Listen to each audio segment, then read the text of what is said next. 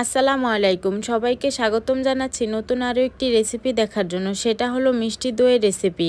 কিভাবে পারফেক্টভাবে মিষ্টি দইটা তৈরি করবেন ঘরে, চলুন তবে রেসিপিটা দেখে আসি। আশা করি আজকের রেসিপিটাও ভালো লাগবে। চুলায় একটি পাতিল বসিয়ে এর মধ্যে পরিমাণ মতো দুধ দিয়ে দিব। এখানে 1.5 কেজি পরিমাণ দুধ আছে, এটা গরুর দুধ। এখন দুধটা খুব ভালো করে জাল করে নিব। এই পর্যায়ে দুধের মধ্যে আমি একটু চিনিও দিয়ে দিয়েছিলাম পরিমাণ মতো। যেহেতু মিষ্টি দই তৈরি করব, আপনারা আপনাদের পরিমাণ মতো চিনি দিয়ে নেবেন। এখন খুব ভালো করে জাল করে নিতে হবে। আর এই তো দেখেন বেশ কিছুক্ষণ জাল করে নিয়েছি। আর এই পাতিলটা জাল হতে থাক। আরেকটি চুলায় আমি আরেকটি পাত্র বসিয়ে এর মধ্যে দিয়ে দিব চিনি আর পরিমাণ মতো একটু পানি। পানি আর চিনি দিয়ে এখন একটা ক্যারামেল তৈরি করে নিব। চিনি আর পানিটা খুব ভালো করে নাড়তে হবে যাতে নিচ থেকে পুড়ে না যায়। আবার এই তো চিনিতে বলক চলে এসেছে, এখন একটু ভালো করে নেড়ে দিলাম। আর এই তো ক্যারামেলটা তৈরি হয়ে গেছে। এখন জাল করা দুধ ক্যারামেলের মধ্যে দিয়ে এটা খুব ভালো করে মিশিয়ে নিব দুধের সাথে ক্যারামেলটা।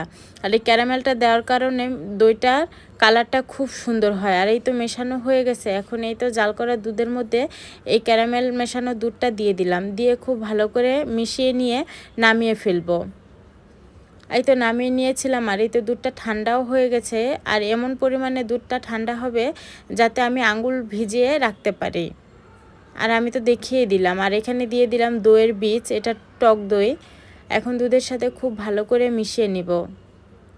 আর এই তো দেখেন আমি চামচ দিয়ে নেড়ে নেড়ে ফেনা তৈরি করে নিয়েছি। দোকানে যেহেতু উপর থেকে হাঁড়ির মধ্যে ঢালা হয়, বড় বড় পাতিল থেকে, ওই উপর থেকে ঢালার কারণেই দুধের মধ্যে ফেনাটা তৈরি হয়ে যায়। আমি যেহেতু অল্প পরিমাণে তৈরি করেছি, তাই চামচ দিয়ে নেড়ে চেড়ে আমি ফেনাটা তৈরি করে নিয়েছি। আর এই তো মাটির পাত্রে আমি এগুলো বসিয়ে দিলাম, মানে দইগুলো এই বাটিতেই বসাবো, এই জন্য এই বাটিতে ঢেলে নিলাম।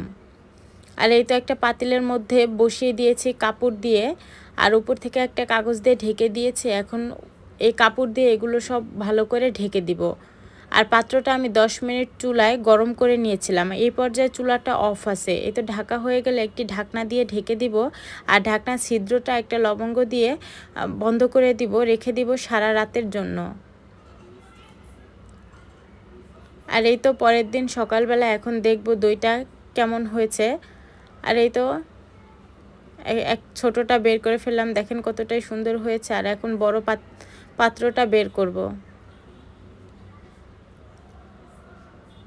এই তো দেখতেই পাচ্ছেন কতটা সুন্দর হয়েছে। আমি আপনাদের একটু উঠিয়ে দেখাচ্ছি। আর এই তো দেখেন একটা বাটিতে উঠাচ্ছি।